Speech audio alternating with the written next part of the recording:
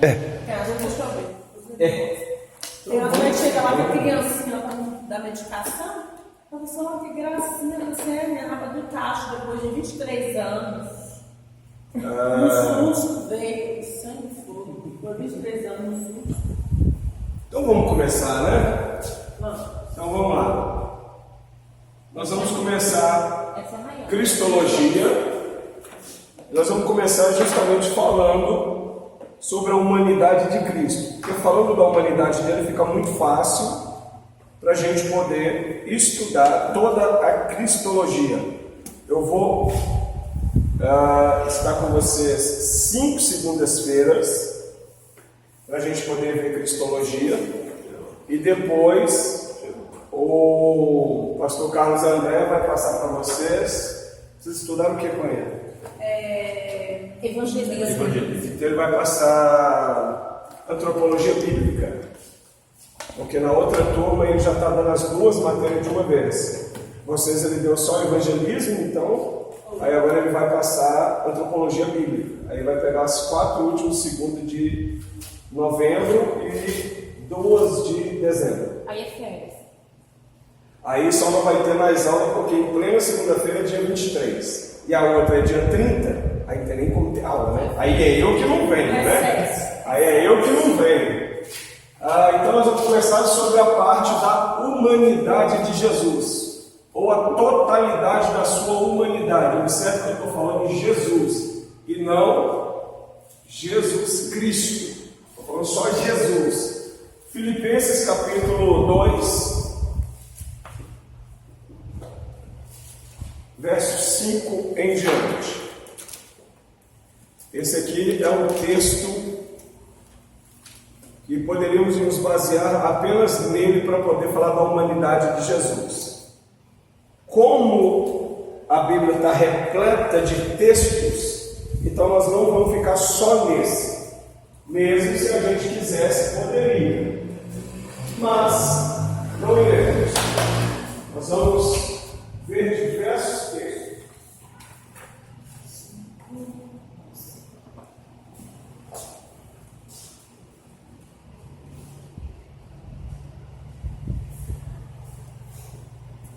De sorte que haja em vós o mesmo sentimento que houve também em Cristo Jesus, que sendo em forma de Deus, não teve por usurpação ser igual a Deus, mas aniquilou-se a si mesmo, tomando a forma de servo, fazendo-se semelhante aos homens, e achado na forma de homem, humilhou-se a si mesmo, sendo obediente até a morte e morte de cruz.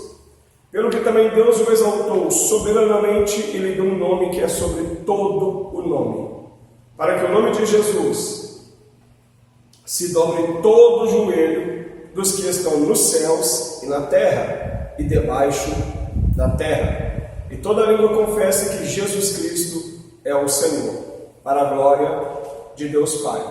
Observe uma coisa interessante nesse texto. Ali fala que ele recebeu um nome que está acima de todo nome, não é isso? E através desse nome, todo joelho terá que se dobrar diante desse nome. E ainda diz mais: toda língua, todo nome se dobra em joelho dos que estão nos céus,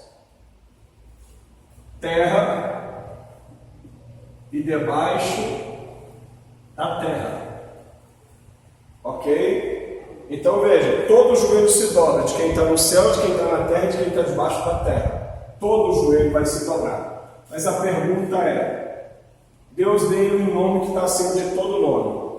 Ele já tinha o nome Jesus, não tinha? Não foi esse o nome que Gabriel falou para Maria, que era para colocar o nome nele? Quando ele tinha o nome de Jesus, alguém no céu se dobrou diante dele? Alguém na terra se dobrou diante dele? Não. Alguém debaixo da terra se dobrou diante dele? Com esse nome não. Aí a pergunta é, o texto diz que ele recebeu um nome, não é isso? Diz assim: achado na forma de homem, humilhou-se a si mesmo, sendo obediente até a morte, morte de cruz. Pelo que também Deus o exaltou soberanamente e lhe deu um nome que é sobre todo nome. Deus o exaltou. Antes, Deus Deus exaltou antes ou depois da morte? Depois. Se Deus exaltou Jesus depois da morte e ressurreição. Se Deus exaltou ele só depois da morte e da ressurreição, significa que o nome também só foi dado depois da morte e ressurreição. Aí vem a pergunta: qual é o nome que ele recebeu? Ele transformou. É o Cristo. Aí teve a transformação, ele sentou Cristo. Ué. Não foi metamorfose. Observe, Acrescentou. versículo, acho que é o 11, ele vai dizer: e toda língua confesse, ou seja, ele recebeu um nome para que todo joelho se dobre e toda língua confesse que Jesus Cristo é o Senhor. Enquanto homem, ele já era Senhor. A palavra Senhor no grego é Kyrios, ou é Curios? Kyrios. Não, acho que é Curios. Mas alguns não Faculdade tratavam ele como Faculdade mestre. Kyrios. Faculdade Curios, é isso mesmo. Como é que é, Fabio? Mas alguns não tratavam ele como mestre. Não, Mas mestre. não reconhecer, não, mas não reconhecer. Não, mestre é o nome. rabi. Mestre é o professor, é o rabino. Então veja, diz que Jesus Cristo, aí acrescenta, né? Aí fala que Jesus Cristo é o Senhor. A palavra Kyrios, depois vocês vão ver com mais detalhe, tá? A palavra Kyrios tem a ver com Senhor, dono, possuidor, remidor. Que na verdade é tudo que ele faz. Ou seja, quando falamos que Jesus Cristo é nosso Senhor, nós temos que ter em mente que ele é o nosso dono, ele é o nosso possuidor, foi ele que nos remiu. Só que para tudo isso aqui acontecer, tinha que haver morte e ressurreição para ele receber esse nome. Esse nome está vinculado a Cristo, porque Deus o fez Cristo e Senhor. Só que isso só é possível depois da morte e ressurreição. Antes disso, é só Jesus, é só um homem. Então ele vai alcançar a coroa da morte e ressurreição, para em Deus ele ser exaltado e ser o Cristo e o Curios de todo aquele que crê. Quando vem Cristo Jesus, o significado é o mesmo? Mesmo, tem Só mudou de lugar. diferença, não? Esse 10 aí, esse 10 aí, Filipenses, né? Anda pra cá, Ele é não. Só um minutinho, vamos fazer um negócio. muito forte. Vou falar pra você, igual o pessoal falava pra mim, tira foto. Eu tiro. O pessoal ficava tirando, não era foto, não escrevia nada, não, ficava só tirando foto. O versículo 10, porque no miolinho no computador não mostra o 10, né? Mostra direto. O 10 é o quê? Achei muito interessante, ó. Para que o nome de Jesus se dobre todos os joelhos que estão nos céus, na terra e debaixo da terra. Isso. Para quem não entende, até Deus dobrou para ele diante de lá. Não, Para quem não entende, imagina que até Deus dobrou para ele. Para quem não entende, A gente precisa entender que tudo que está abaixo do trono de Deus, tudo, veio se dobrando diante dele. Tudo. Não somente se dobrou, como também ainda há de se dobrar. Tudo. Para que o nome de Jesus se dobre todos os joelhos que estão no céu, Na terra e debaixo da terra. Então você vai ver que vai ser tudo abaixo de Deus, abaixo do trono de Deus.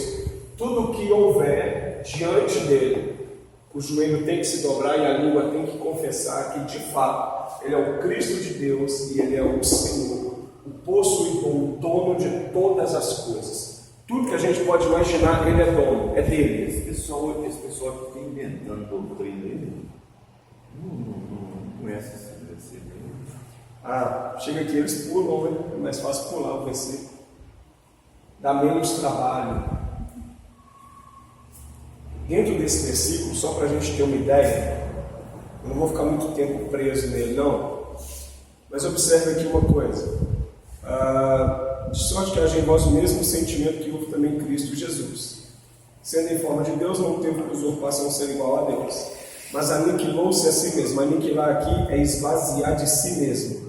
a palavra conhecida como kenosis, aquele que se esvazia totalmente da essência que ele é. Ou seja, toda a essência de Deus que havia nele, ele mesmo recusou ser igual a Deus enquanto estivesse na terra.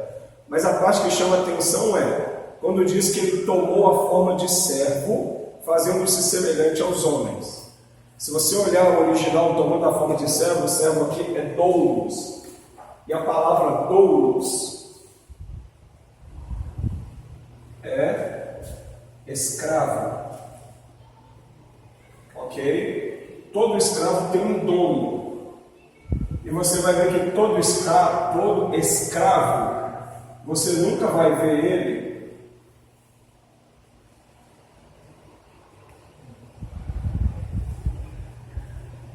com sandália nos pés. Todo escravo andava descalço, porque ele tem um dono, ele tem um senhor. Pelo fato dele ter um senhor e ele ser escravo, você sempre vai ver ele andando descalço, sempre. Aí quando olhamos para dentro desse texto aqui, o texto diz que Jesus ele tomou a forma de servo. Servo aqui não é somente uma palavra que ele tomou sobre si, mas é a totalidade da pessoa serva. E todo servo, nós vamos também identificar que todo servo, ele tinha uma marca do seu senhor. Por quê? Todo aquele que encontrasse o escravo, se ele estivesse sozinho, a marca do seu senhor estava nele. Tipo um boi, um animal, isso, Arias. É daquele jeito. Então você encontra, você sabe de quem é. Agora vem a pergunta. O Senhor, nós estamos encarando Jesus como homem, ok, gente? Nós temos que olhar para ele só como homem. Se ele é um doulos, ou seja, um escravo, todo escravo tem uma marca do seu senhor. Aí a pergunta é, quem era o senhor dele? Quem era o senhor dele? De Jesus? É Deus, não é? Qual é a marca? Qual é o selo que Deus tem? Porque quando você marca uma coisa, aquilo é o seu selo. Então todo mundo que olha para aquela marca sabe que te pertence, é você. Qual é o selo de Deus? O Espírito Santo. Agora olha que coisa linda. Se você olhar na Bíblia, você vai ver Jesus e também mais o apóstolo Paulo falando que o Espírito Santo ele é o penhor da nossa salvação. Só que antes disso ele fala que o Espírito Santo ele é o selo. É a marca que Deus coloca em mim e você por causa da salvação. Então quando eu e você falamos que somos escravos, somos servos de Deus, nós estamos falando que através de Cristo ele é o nosso dono. Por ele ser o nosso dono, nós também precisamos de uma marca em nós. Essa marca é o Espírito Santo. Então realmente só pode falar que você é servo de Deus se você tiver o Espírito de Deus. Se você não tiver, você não é. Uma coisa é ter o Espírito Santo, né? Eu sempre falo isso. Uma coisa é ter o Espírito Santo. Outra coisa é o Espírito Santo só vir para usar a pessoa e sair da pessoa. Ela só usa, ou seja, é apenas um vaso determinado para uma obra. Agora, quando ele habita, ele é o selo, ele é a marca que a gente precisa. Vou falar nisso, deixa eu ver se eu encontro um texto certinho aqui.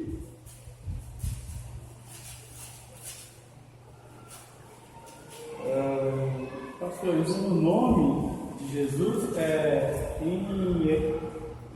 em hebraico, existe a palavra para Cristo?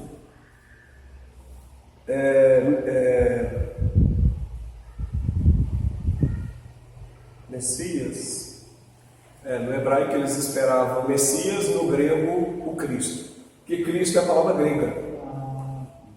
Porque a gente que acostuma muito falar Jesus Cristo e não Jesus o Messias. Você vai ver que quando um judeu fala, geralmente ele utiliza a palavra do hebraico, Messias.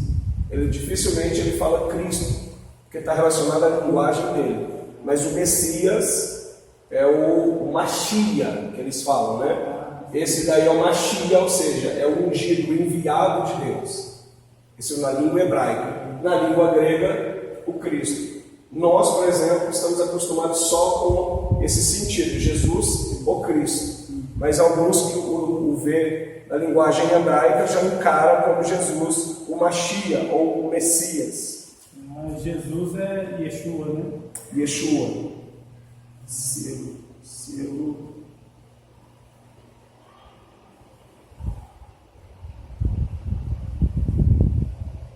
João 6:27. João 6:27. 20.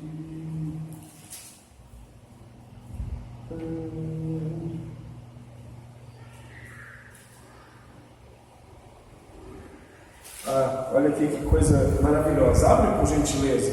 João capítulo 6, verso 27. João 6, 27.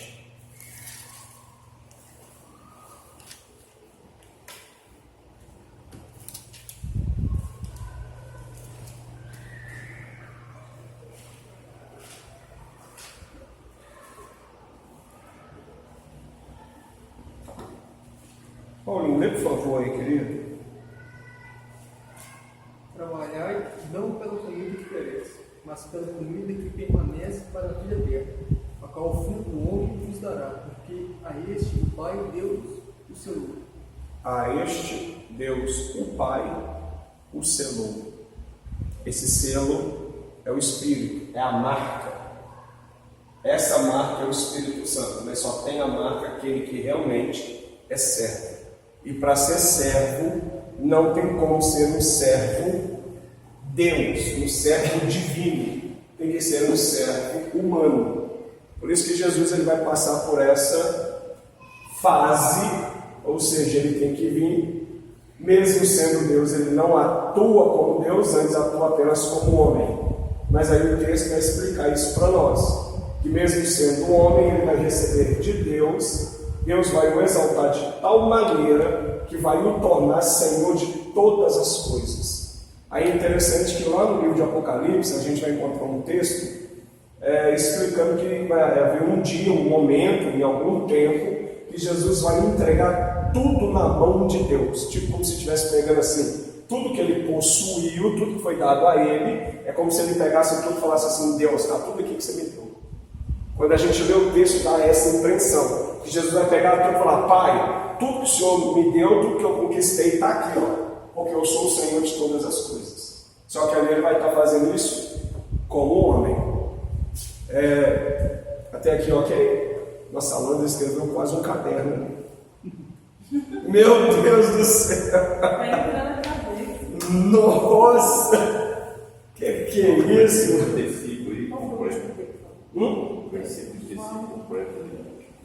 Versículo 35, de qual texto? O do João? Peraí, deixa eu voltar lá. E Jesus lhe disse: Eu sou o pão da vida, aquele que vem a mim não terá fome, e quem crê em mim nunca terá sede. Nunca terá fome, nunca terá sede, justamente por causa de quê? Você vai ver, é interessante que quando a gente vê Jesus falando algumas palavras, essas por exemplo, nós temos sempre que lembrar que muitas dessas palavras só foi possível se cumprir por causa disso aqui, ó, morte e ressurreição. É porque eles perguntaram como ele ia demonstrar para ele, porque Moisés mostrou para eles o pão. Moisés deu um sinal. Mas aí o próprio Jesus falou: não, Moisés é Deus, não, foi meu pai. Na verdade foi o meu pai que deu. E é interessante que no dia anterior, Jesus tinha multiplicado mais de 5.000 pães e peixes. E ainda tinha sobrado 12 cestos cheios. No dia seguinte o povo fala assim: que sinal que você faz para que a gente creia? Porque Moisés nos deu pão, ou seja, deu pão para os nossos pais no deserto. Aí Jesus fala: não, vocês estão enganados. Moisés não deu nada para vocês, foi o meu pai que enviou. Só que aí ele mostra o quê? Aquele que come minha carne e bebe meu sangue terá vida eterna. Esse pão que os antepassados comeram, morreram no deserto, ficaram lá. Agora, se vocês crerem, só que isso vai ser possível, você vai ver falando: aquele que comer minha carne e beber meu sangue, ou seja, morte e ressurreição. Hoje. Então, depois da morte e da ressurreição, que algumas palavras de Jesus começam a fazer sentido. Antes disso, é estranho. Ou seja, você come a carne e bebe meu sangue. Como assim? Você vai ver que ele se mantém meio assustado. Por quê? Porque a lei dizer que era proibido o canibalismo, era proibido beber sangue, não era só de animal, era de ser humano também. Aí agora tem um rabino ensinando, come minha carne e bebe meu sangue, então algumas coisas só fazem sentido depois.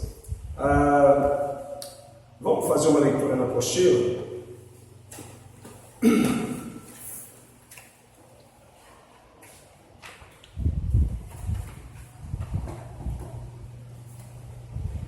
Dentro dessa especulação de Jesus sendo homem, a gente vai sempre lembrar da sua humanidade, ou da promessa, da humanidade, lá em Gênesis 17.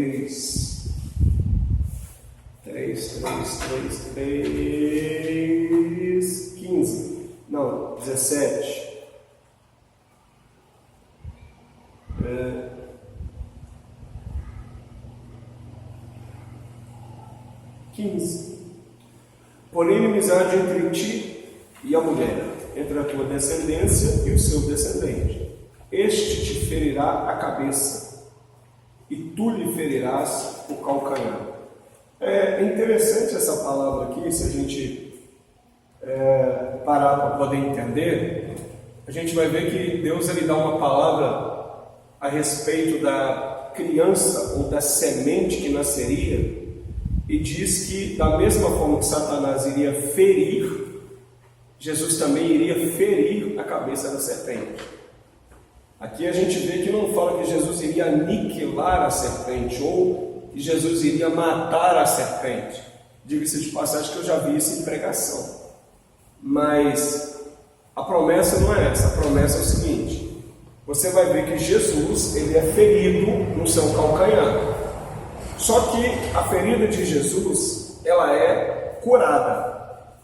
Mas a ferida na cabeça da serpente nunca vai ser curada.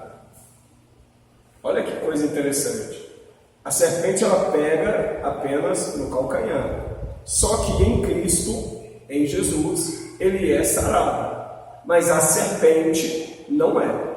Ela não tem esse poder regenerador nela. Pelo contrário, ela para todo sempre, ela será vencida, diferente de Cristo. Então no versículo 15 vai dizer que este te ferirá a cabeça e tu lhe ferirá o calcanhar. Então logo entendemos que Deus fez uma promessa de uma semente, e a semente seria um homem, não seria uma mulher. Então este homem iria ferir a cabeça da serpente.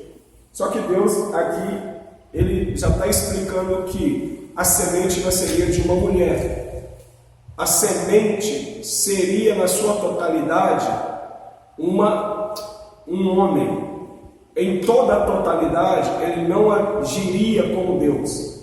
Mas aqui, só no versículo 15, nós entendemos que ele agiria completamente como homem. E aqui, você vai ver que Deus ele não diz que este que iria nascer seria o Filho de Deus. Aqui somente fala, a semente da mulher vai fazer isso, vai esmagar com a cabeça.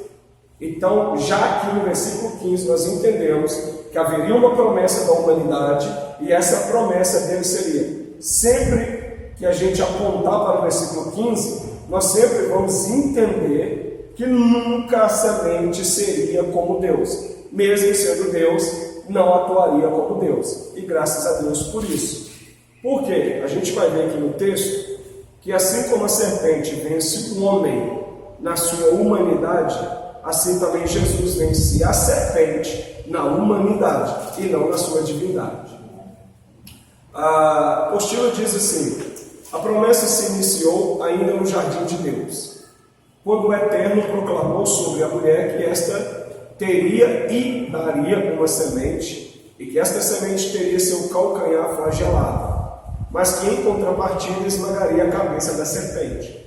Estava deixando claro que este que viria teria sua natureza humana, porém também uma natureza divina. Não se deve, contudo, confundir com a conhecida doutrina do abocianismo. Agora desce um pouquinho aí para a gente poder entender o que é essa doutrina. Diz assim aí no rodapé: essa é a doutrina de que Cristo, que nasceu como um ser humano mortal, tomou-se Filho de Deus por adoção. Jesus, embora homem, foi adotado pelo Verbo e incorporado na Deidade. O Cristo humano, através do brilhante cumprimento de sua missão, foi considerado digno de lhe serem conferidos os atributos divinos com a alteração de sua natureza, da humana para a divina. Essa doutrina apareceu sob várias formas nos primeiros 3 séculos da era cristã. Historicamente, culminou na controvérsia adopcionista do século VIII, na Espanha, tendo sido condenada por sínodos patrocinado por Carlos Magno nos anos 792, 794 e 799 da nossa era cristã. O que é essa doutrina do adocionismo?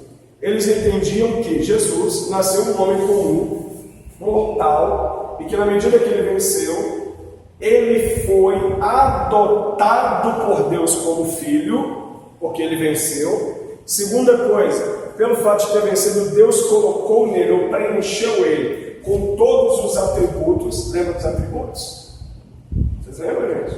Logo no início que a gente estudou. Isso. Aí, essa doutrina vai dizer que ele recebe os atributos e ainda ele vai receber a natureza divina. Ele deixa de ser humano para se tornar agora divino. Ou seja, a doutrina do adocionismo é completamente contrária às Escrituras. Porque as Escrituras mostram que Jesus, ele não se toma por adoção. Ele já é filho de Deus. É impossível, você só toma adoção, aquilo que a gente viu, né?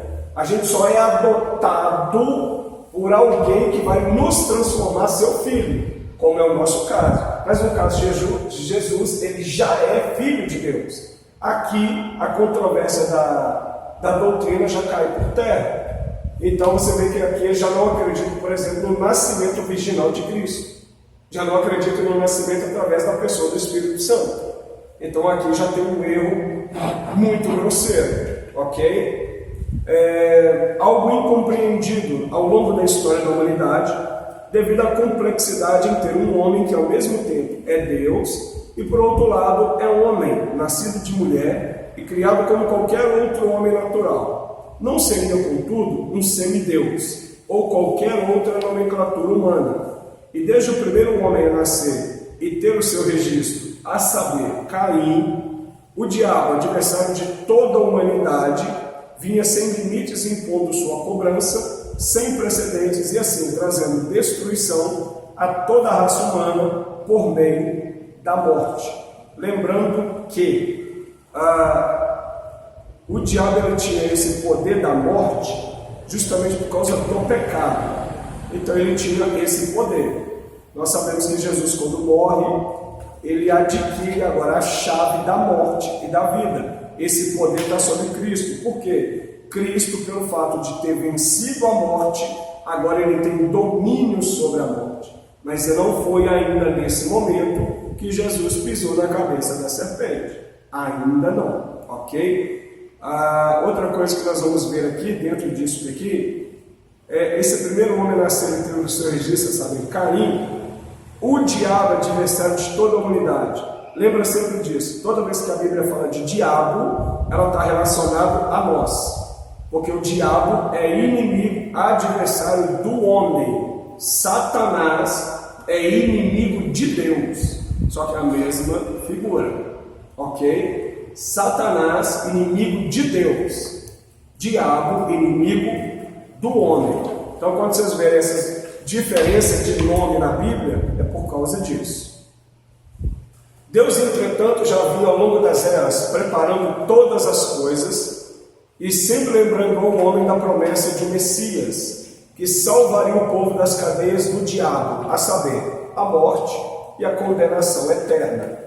Pode, portanto, ser encontrado em diversos capítulos e versículos em toda a Bíblia Sagrada e mais contundente no livro do profeta Isaías, considerado inclusive como profeta messiânico, devido às suas anotações sobre o nascimento, crescimento, aprendizado, obra, justiça, juízo, comportamento, dentre muitos outros, direcionados exclusivamente ao envio de Deus, e que teria seu precursor para preparar seu caminho no deserto, ou seja, João o Batista. Estas, a morte e a condenação eterna, seriam aniquiladas sem que o Messias prometido atuasse como Deus em qualquer momento de sua peregrinação aqui na terra. Assim como o cordeiro pascal era um animal domesticado, não havia nada de especial, abre aspas, não havia nada de especial nele, também seria a vida deste que foi anunciado como o profeta por Moisés. Deuteronômio 19, 15, 18. Lê por favor aí, Paulinho, o que diz aí? Pode ser direto na apostila mesmo. O Senhor teu Deus despertará um profeta no meio de ti, e teus irmãos como eu. A ele ouvireis, conforme tudo que pediste ao Senhor teu Deus em no dia da congregação, dizendo: não ouviria mais a voz do Senhor, meu Deus, nem mais verei este grande fogo, para que não morra. Então o Senhor me disse: bem falaram naquilo que disseram. Eis que suscitará um profeta no meio de seus irmãos, como tu, e porei as minhas palavras na sua boca, e ele lhes falará tudo o que eu lhe ordenar. Agora, por favor, queridos, abra a Bíblia aí lá em Mateus, acho que é Mateus 17, eu acho, onde fala sobre a transfiguração. O monte da transfiguração, deve estar assim. Faz essa gentileza, acho que é Mateus 17, eu acho. Mateus 17, não é? Lê por favor aí, Leandro, por gentileza. Artigo 1. Onde está o monte da transfiguração? Sim. Fala que Jesus tomando Pedro, Tiago, João. Isso, pode a partir daí, por favor. 6 dias depois, tomou Jesus consigo a Pedro e a Tiago e a João, seu irmão, e os conduziu em particular a um alto monte. E transfigurou-se diante deles, e o seu rosto resplandeceu como o sol, e as suas vestes se tornaram brancas como a luz. E eis que lhes apareceram Moisés e Elias, falando com ele. E Pedro, tomando a palavra, disse a Jesus: Senhor, bom é estarmos aqui. Se queres, façamos aqui 3 tabernáculos, um para ti, um para Moisés e um para Elias. E estando ele ainda a falar, eis que uma nuvem luminosa os cobriu. E da nuvem saiu uma voz que dizia: Este é meu filho amado, em quem me comprazo, escutai-o. E os discípulos, ouvindo isso, caíram sobre o seu rosto e tiveram grande medo. E aproximando-se Jesus, tocou-lhe e disse: Levantai-vos e não tenhas medo. E erguendo ele os olhos, ninguém via senão a Jesus.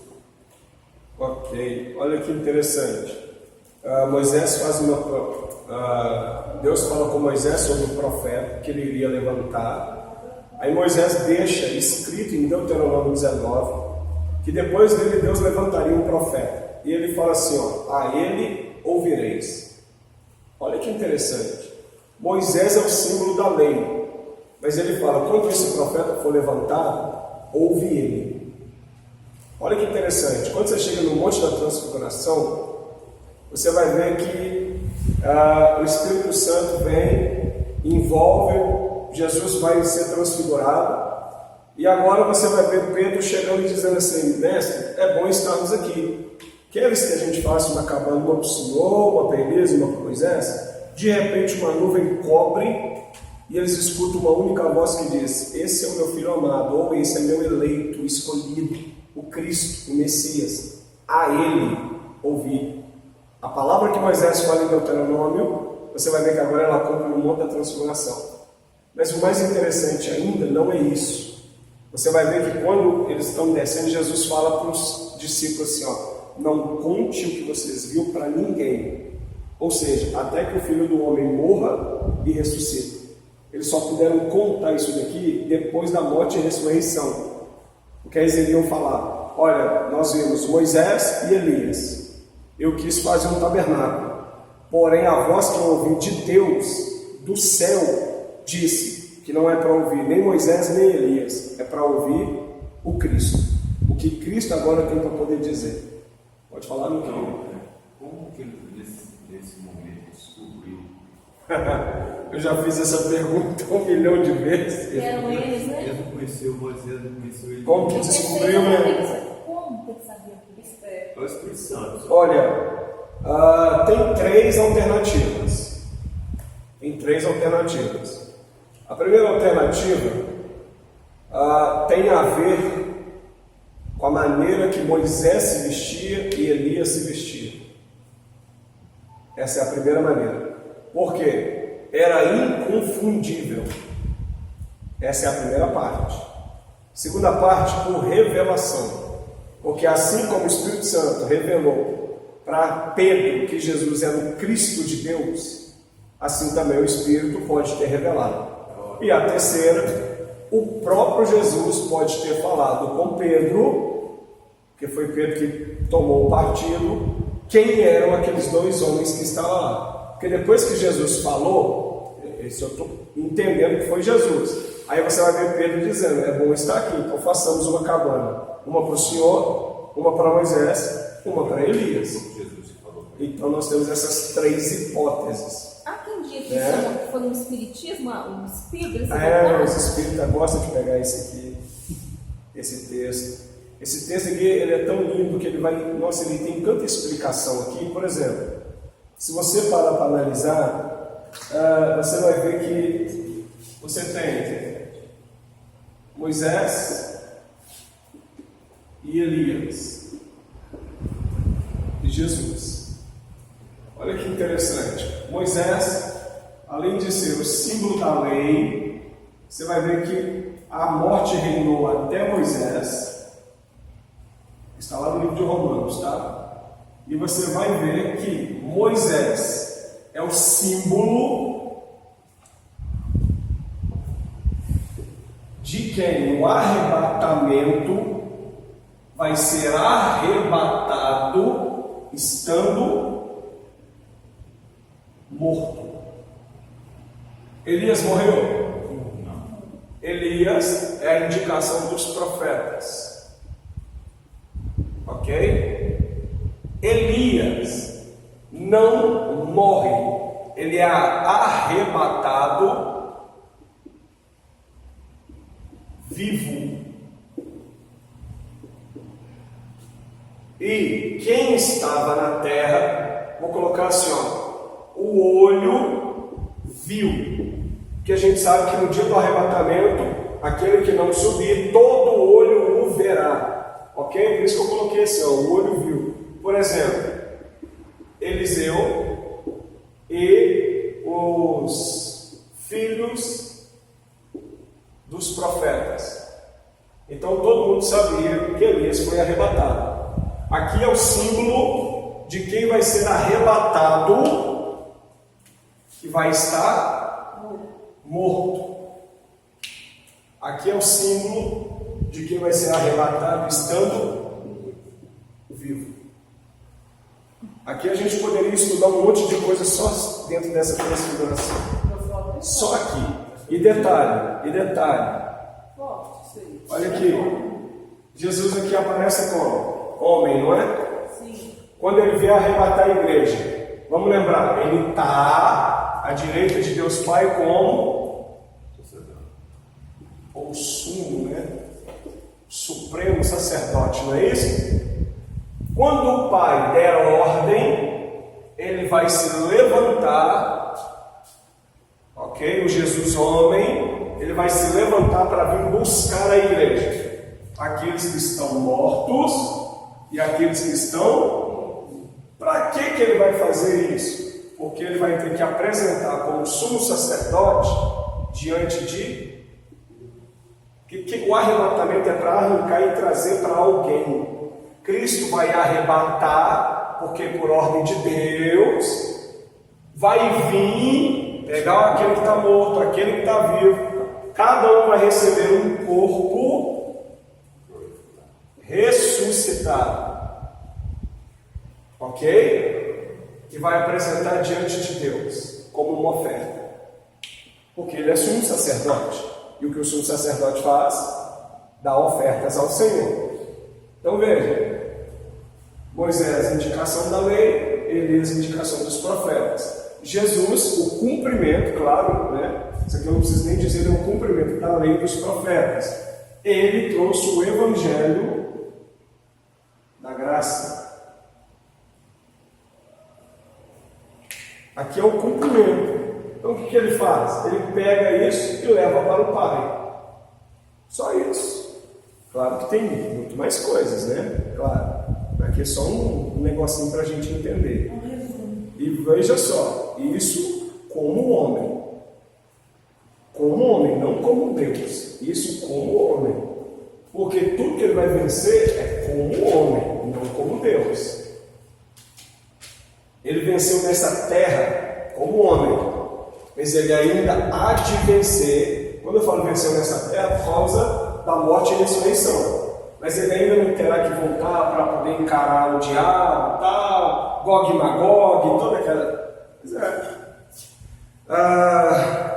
Continuando aí na apostila, por favor. Gente, até aqui está dando para entender. Não estou indo muito rápido não, né? Ok. Já no Antigo Testamento, a concordância em que este profeta libertador seria obediente diante do seu Senhor, devido a ele ser um servo, e que apenas agiria conforme o Eterno lhe ordenasse. Seria como o próprio Moisés, ou seja, homem, nascido de mulher, líder, libertador, profeta, juiz, justo, apresentaria a lei, abre parênteses, neste caso, a própria graça, conforme pode ser analisado no Novo Testamento, e depois só conferir Mateus 5 e Mateus 6.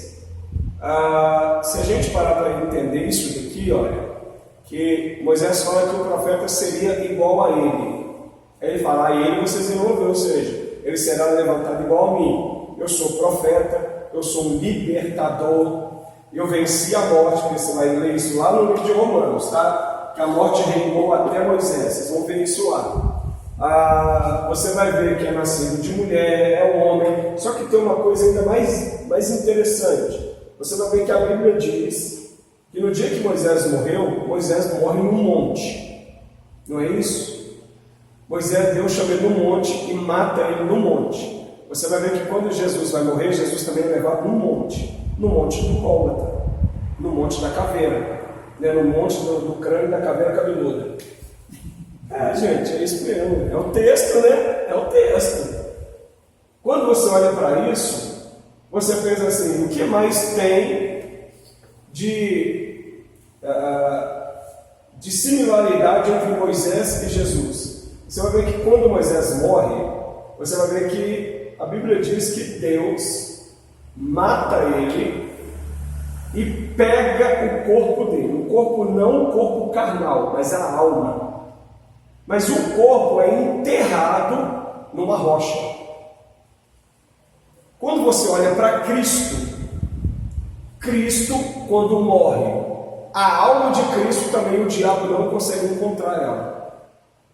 Você vai ver depois Judas explicando que Satanás contendia com Miguel por causa do corpo de Moisés. O corpo ali é a alma. Porque a alma tinha que descer até o Sheol. Como a alma não desceu até o Sheol, Satanás ficou caçando a alma dele até ontem.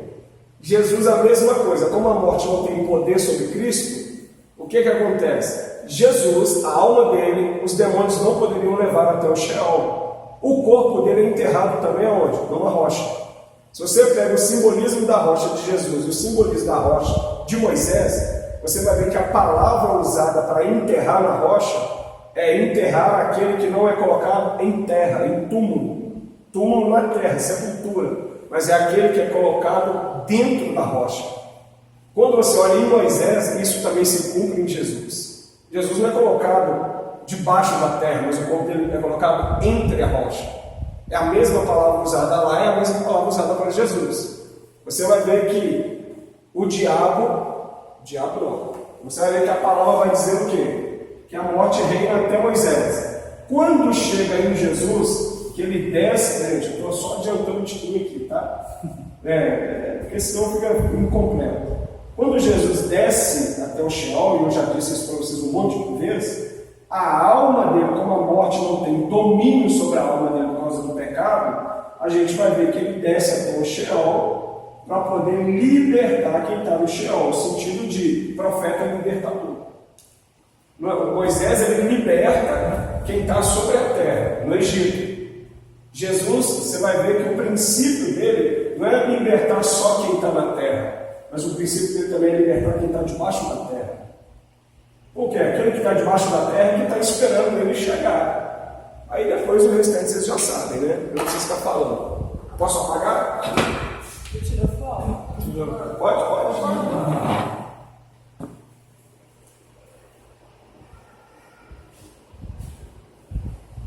Ô esposa, põe água nessa garrafinha para mim, por favor.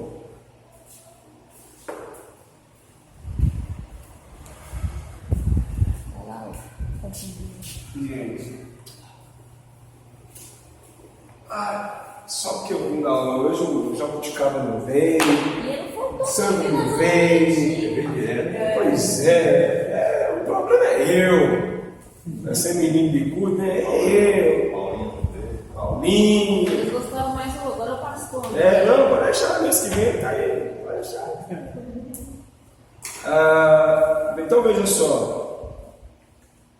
Deixa eu fechar aqui. Mexicanos, a própria graça, sem a sombra que havia sobre ela, dentre muitos outros aspectos. Daí vem a seguinte interrogação: como, entretanto, poderia um homem vencer e conquistar todo o reinado sem atuar como Deus e usando de sua divindade? A pergunta que a gente sempre tem que fazer é essa, né? Como que Jesus conseguiu vencer como homem? Por quê? A gente sabe que ele iniciou o ministério dele ali com aproximadamente 30 anos de idade. Mas até chegar a 30 anos de idade, nós temos que lembrar que ele, como homem, ele não peca. E pelo fato de ele não pecar, a gente tem que fazer a seguinte pergunta: como que ele conseguiu viver com seus pais, vendo tudo que acontecia na cidade de Nazaré, sabendo como era o seu primo, sabendo como era seus parentes, sabendo dos problemas que havia em Jerusalém, da corrupção, sabendo dos ensinamentos errados, enfim, sabendo de tudo isso. Como que agora ele vai entrar, né, no seu ministério, vai começar o ministério impulsionado pelo Espírito? Mas como que a gente pode parar para pensar? Porque às vezes a gente olha para Jesus e a gente só lembra só da parte divina dele. Às vezes é difícil pensar como um homem consegue viver por mais de 30 anos sequer sem pecar. Talvez essa seja a maior dificuldade da gente entender a natureza dele. Porque ele viveu como todos nós. Comeu, bebeu, sentiu frio, fez suas necessidades, tudo igualzinho a nós. E teve vários conflitos também. Muitos conflitos, com certeza. Aí você vai ver uma coisa interessante, sabe o quê? Naqueles dias a gente sabe muito bem que todo judeu ele era ensinado aos pés de alguém. Todo judeu era ensinado aos pés de algum mestre. Claro que dependendo do mestre, como Paulo, por exemplo, foi ensinado aos pés de Gamaliel, tinha que ter dinheiro para poder mandar para a escola. Tinha que ter dinheiro. Então não era qualquer um simplesmente, eu vou estudar. Não. Tinha que ter dinheiro mesmo para poder pagar. Só que ainda assim, nós vamos ver que a Bíblia diz que Jesus ele crescia no entendimento, crescia na obediência entre pai e mãe, crescia na graça para com Deus e para com os homens. Crescer em entendimento, aqui não tem nada a ver com ele é Deus. Aqui tem a ver com todo o entendimento que ele aprendia enquanto estava na escola. Porque como Deus ele não usurpa ser igual a Deus em momento nenhum da vida dele. Então não é porque ele é Deus que ele não precisava aprender as Escrituras. E isso para nós dá um nó na nossa cabeça. Por quê? Se a gente parar para pensar, ele é o Verbo. Tudo foi feito por meio dele. Nada do que foi feito se fez se não foi por meio dele. Tudo a inspiração é dele. Aí agora você tem Jesus sentado no banco da escola, vamos pensar assim, né? Sentado no banco da escola, ao que vem na nossa mente é o quê? Jesus estudando? Fala sério. Ele conhece aqui de ponta a ponta. Só que a questão é, mesmo ele sendo Jesus, nós temos sempre que lembrar, ele é homem. E pelo fato de ser homem, nós vamos ver isso na apostila, chega uma hora que ele diz assim, ninguém sabe o dia e a hora, senão o Pai. Aí ele fala, né, que nem os anjos. Aí ele fala, somente o Pai, mas nem o Filho do Homem sabe a hora. Que hora? A hora do arrebatamento. Aqui Jesus já está deixando claro uma coisa, olha, eu enquanto homem, eu só sei aquilo que o Pai me revela. Só aquilo que o Pai me dá entendimento. Se o Pai não me der, é impossível saber. Então, agora, como imaginar Jesus vivendo? Como imaginar ele andando em cima dessa terra? Como imaginar ele vendo toda a atrocidade que acontecia nos seus dias e não poder fazer nada?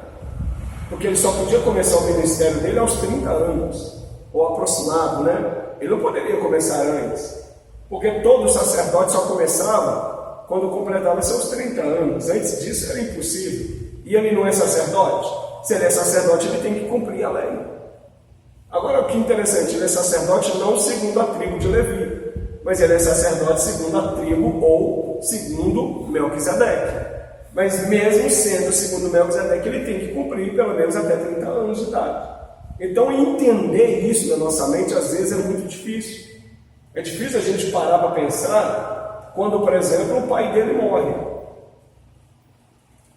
Qual foi a reação dele? Porque ele, como homem, ele orava a Deus, ele ia no templo todo sábado adorar. Ele ia lá no dia do Yom Kippur, que era o dia do perdão, e levava o animal para sacrificar do jeitinho que a gente conhece a lei, ele fazia. Ele levava o cordeirinho dele lá. Mas agora você vê, peraí, para que ele está levando o cordeiro dele se ele não tem pecado? Olha que coisa mais interessante. Ele não tem que cumprir todo o ritual. Se ele tem que cumprir no dia do Yom Kippur, ele tem que estar lá também. E a gente vai ver que toda festa que tinha, Jesus estava em Jerusalém. Ele nunca faltava uma festa. Mesmo depois que começou o ministério dele. Porque mesmo no ministério dele, ele entende, eu sou homem. Eu tenho que cumprir todas as coisas. Ok? Então a nossa pergunta é essa. Como conseguir vencer se ele não atua como Deus, né? Se ele não tem essa responsabilidade de atuar, de utilizar da sua divindade? A resposta para isso está em Isaías 61, versículo 1, 2 e 3. Landra, por favor, lê para nós aí. Finalzinho da apostila, na página 510 e no início da 511. Ou se você quiser ler direto na Bíblia, pode também. O Espírito do Senhor Jeová está sobre mim, porque o Senhor me ungiu para pregar boas novas aos mansos.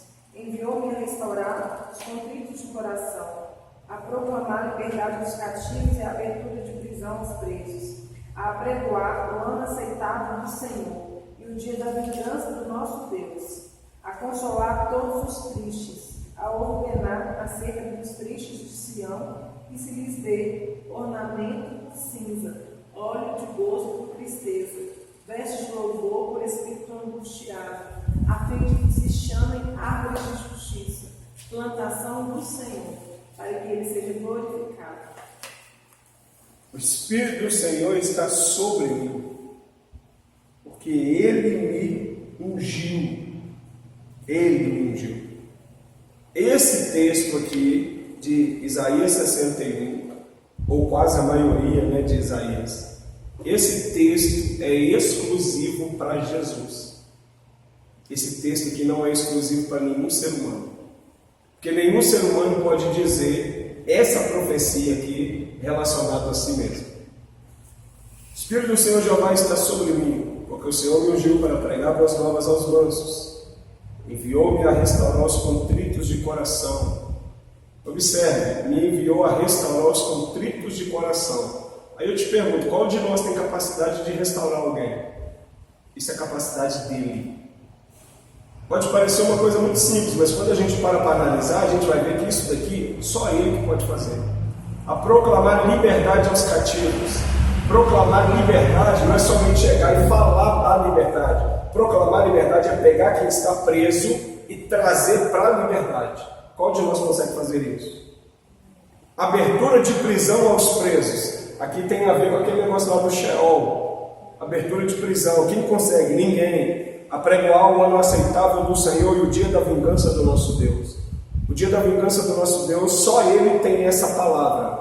A consolar todos os tristes, a ordenar acerca dos tristes de Sião, que lhes deu ornamento por cinza, óleo de gosto por tristeza, vestes de louvor por espírito angustiado, a fim de que se chamem árvores de justiça. Plantação do Senhor, para que Ele seja glorificado. Essa profecia aqui pertence só a Jesus. Homem nenhum pode utilizar dessa profecia aqui. Mais uma vez, queridos, lembra disso que eu vou falar. Se você ouvir ou ver alguém utilizando dessa profecia, lembra sempre de uma coisa: o Espírito Santo nunca erra a profecia. Quem erra é o vaso. Quem erra é a pessoa. O Espírito Santo não. Deixa eu ver aqui. Eu vou só ler essa página 511 para a gente parar e tomar um café, tá bom? Só para a gente fechar esse ponto aqui. Então, veja, como homem, Jesus dependia exclusivamente do Espírito Santo. Exclusivamente dele. Prova de sua dependência. Dependência exclusiva do Espírito do Senhor. Exatamente. Dependência total. Sua capacidade de fazer acontecer. Seja curas, milagres, revelações, ressuscitar os mortos, multiplicar pães, ensinar o caminho do reino de Deus e tantas outras mais, vinha tão somente do Espírito Santo. Fato que se comprova com diversos argumentos, que será nesta aula esclarecido com algumas passagens bíblicas, começando com o texto de Isaías 61. Veja que eu coloquei em negrito e logo em seguinte a explicação.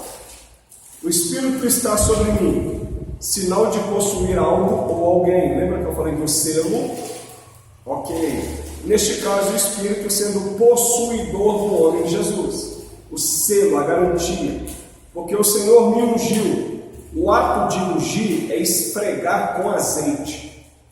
É só a gente parar para pensar, por exemplo, quando vamos limpar uma ferida, né? Fazer uma asepsia, não é assim, Lana? Trecheiro. Você pega o azeite e esfrega. Aquilo tem que estar impregnado na pessoa. Ungir, consagrar. Verbo que significa untar. Olha que interessante. Eu já falei isso aqui com vocês, não já? Eu já fiz a experiência do papel e do óleo? Nunca? Não estou lembrando. Não? Tá. Esse ato aqui de ungir. O ato de ungir. Tem óleo ali, cantinho. Deixa eu pegar aqui, que vocês vão... Gente, vocês nunca mais vão esquecer disso. Se algum de alguém te perguntar assim, você é ungido de Deus? Você vai ter a resposta na ponta da língua. Precisa de um pedacinho de papel, lá no carro tem? Papel Cadê? Um pedacinho, né? Só um pedacinho assim. Pedacinho de nada. Paulinho, pega aquele óleo lá pra mim, lá fazendo favor. Tá no pulo. É só um pedacinho assim. Pedacinho assim, Leandro. Tem venda. É só um pedacinho. Gente, isso aqui eu garanto que vocês nunca mais vão esquecer disso daqui que vocês vão ver. Fica fácil de explicar esse negócio aqui, ó, quando eu disse, porque o Senhor me ungiu. Vai ficar fácil. Pinga aqui, Paulinho, o óleo, tá? Pinga o óleo. Um pouquinho. Pode pingar, minha mão tá aqui. Calma. Isso tudo que é aniversário. Isso, Paulinho. Isso, Paulinho. É só um tiquinho mesmo. Aqui dá para poder entender. Vai lá e volta, Paulinho, para você entender também.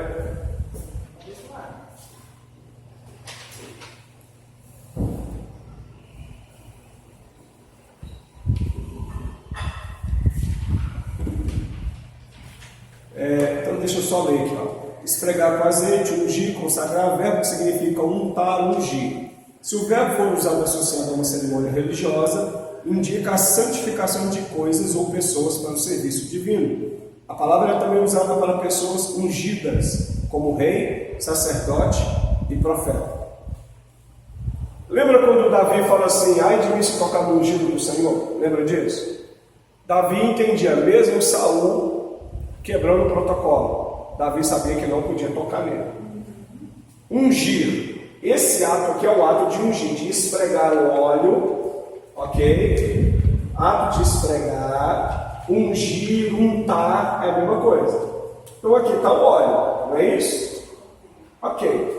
Nós sabemos que na Bíblia o símbolo do Espírito Santo, um dos, né? É o óleo, não é? Então está dizendo assim, o Espírito do Senhor me ungiu. O Senhor me ungiu com o quê? Com o óleo, com o Espírito. Jesus é a folha, tá? Ele é a folha. O Espírito, é claro, é o óleo, né? Ele foi ungido. A pergunta aqui é, você consegue separar o óleo do papel? Dá para separar, Paulo? Por que não dá para poder separar? A resposta é bem óbvia. Se eu falar assim, ó, se eu tirar a parte seca, né? Vou pegar só a parte molhada assim, ó. Se eu perguntar assim, ó, por que não dá para separar os dois? Porque é como se os dois tivessem virado um. O ato de ungir é isso aqui, ó. Isso aqui é o ato de ungir, ou seja, quando você esfrega e vira um só, você não consegue mais separar. Aí agora a gente pensa assim, o Espírito está sobre mim também? Eu fui batizado com o Espírito? Eu e o Espírito é um só mesmo? Está entendendo como que o negócio é muito sério? Uma coisa é o Espírito vir sobre mim e me usar. Outra coisa é eu e ele se tornar como se fosse um só. Aqui tem diferença, aqui você não consegue separar mais. Por isso que ele é o selo, ele é a garantia. Não tem como separar. Está vendo como o negócio é muito sério? Então quando você vê na Bíblia, Davi falando assim, olha, ai de mim se tocar no ungido do Senhor. Davi sabe muito bem o quê? Que a partir do momento que desceu o óleo sobre Saul, mesmo ele não cumprindo como ele tinha que cumprir, Davi sabe o que? Se eu tocar nesse homem, eu estou perdido. Por que eu estou perdido? Porque o óleo que desceu sobre ele é um óleo eterno. Mesmo se a pessoa do Espírito não habitar mais. Nossa, isso é muito forte. Não estou entendendo. Deus vai dizer assim, Essa é a coisa não está ungido, né? né? Que ó, você vai ver Deus falando com Moisés assim, Moisés, está na hora do seu irmão morrer. Estou usando minhas palavras, né? Está na hora do seu irmão morrer. Fala com o seu irmão para subir no monte, você, ele e o filho dele, que é sucessor dele. E aí, Senhor, e agora? O Senhor vai matar ele? Não vou matar ele ainda não. Por quê? Porque primeiro ele tem que tirar a veste sacerdotal que está sobre ele. Até Deus respeita a unção que está no homem. Manda primeiro tirar a veste, tirou? Passa para o filho, passou? A unção passa para o filho, que é o sucessor. Agora eu mato ele. Olha como que o negócio é muito sério. Aí entra nos meus armários. Não é só de meu. Aqui, todo rei, o outro só tomava posição de rei quando esse rei morria. Porque o rei, ele também era ungido. No Antigo Testamento, o rei, sacerdote e profeta era ungido. Quando o rei morre, o outro rei toma o seu lugar, é ungido. Davi foi ungido, não foi? Ok, ele foi ungido lá na